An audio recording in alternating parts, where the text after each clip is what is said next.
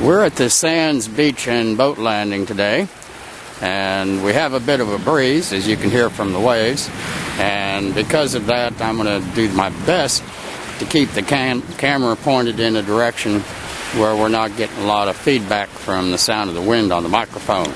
Now, the reason I'm here is because I got an email from my friend Nancy Hadley with South Carolina Department of Natural Resources.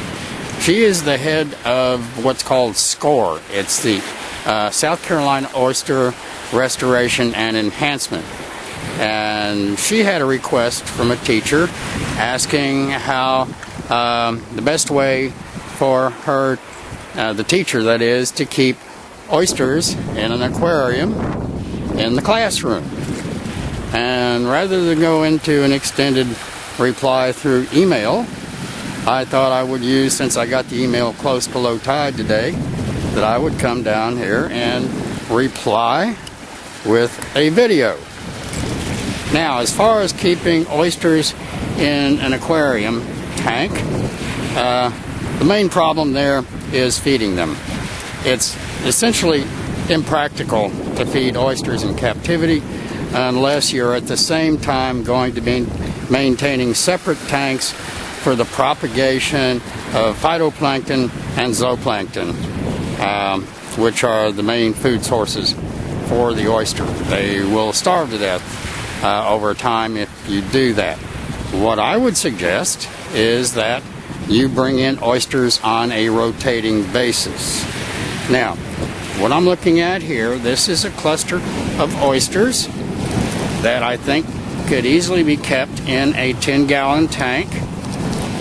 And if you have an area like I have here, where there is a plethora of oysters in the area, and also clusters like this, what you're able to do is come and visit, take a cluster of oysters, set it up, and that could go in a little 10-gallon tank, and observe them for a couple of weeks, and then go back to the area where you collected your original ones, take them, put them back in the general area where they were collected so they can begin feeding again, and then collect, let's see what we can find here,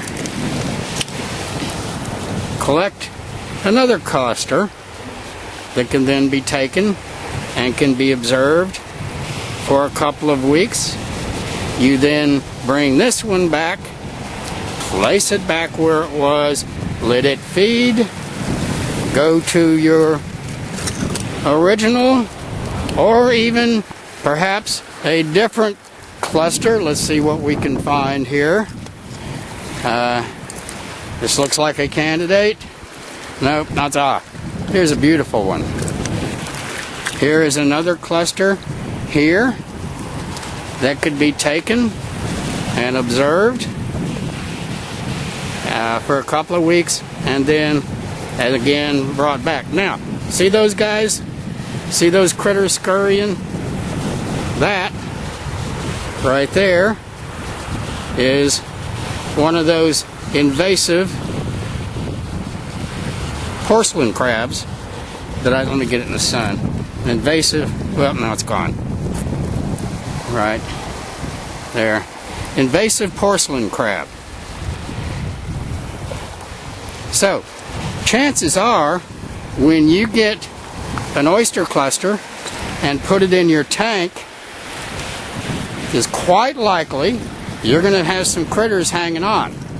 And when you put it in your tank, in the next day or two, you will begin to observe small mud crabs, perhaps a porcelain crab, and who knows what else. Oysters are habitat forming. This is one of the artificial reefs that we're looking at right now that was set up by SCORE. This reef, I think, is from 2005 or 4. I'm not sure. One of the earlier reefs. This is another reef next to it, and oysters as habitat are incredibly productive. Here's another cluster that has grown right out of one of the bags that was originally put here as part of this artificial reef. We'll talk about the artificial reefs and score at another time in the future. Here we're looking at other reefs. Further down are reefs that were put out in the estuarium's partnership with Port Royal Elementary School. We'll talk about those one day also.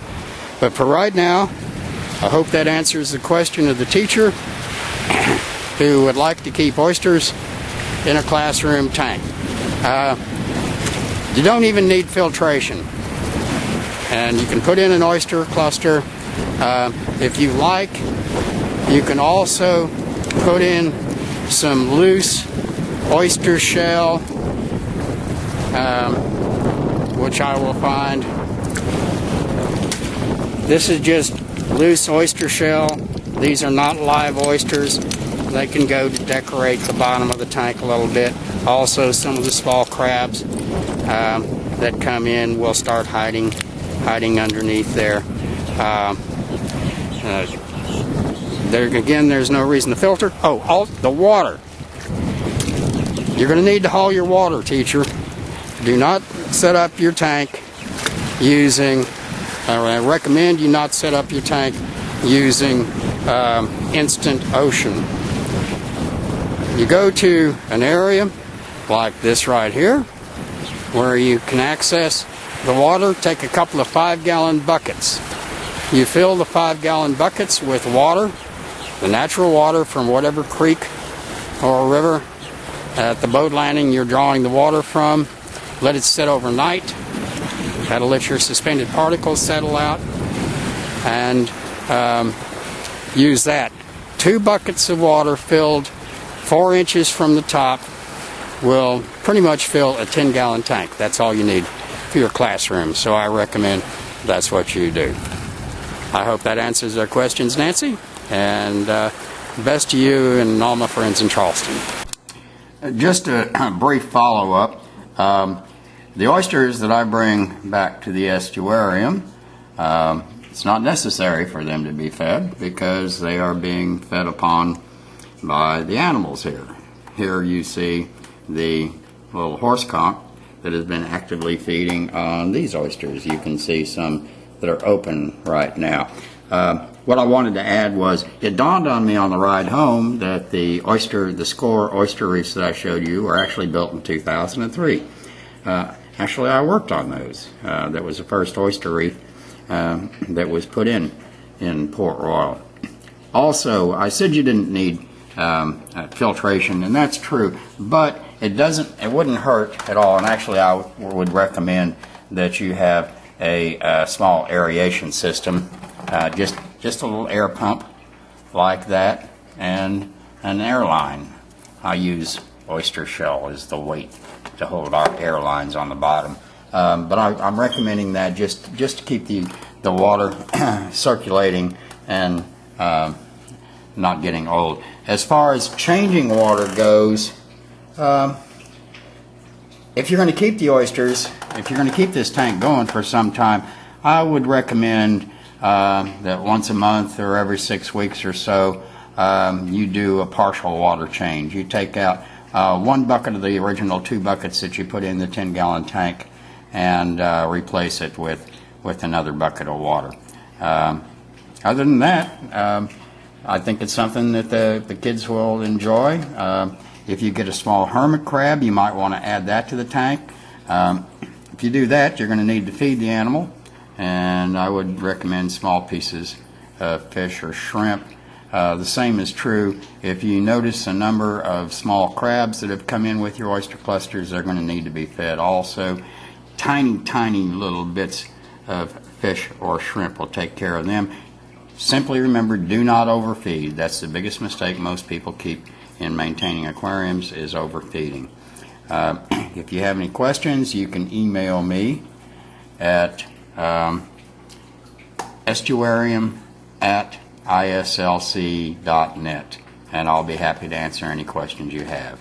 Estuarium@islc.net. Enjoy maintaining the tank, and I hope the kids enjoy having the oysters in the classroom.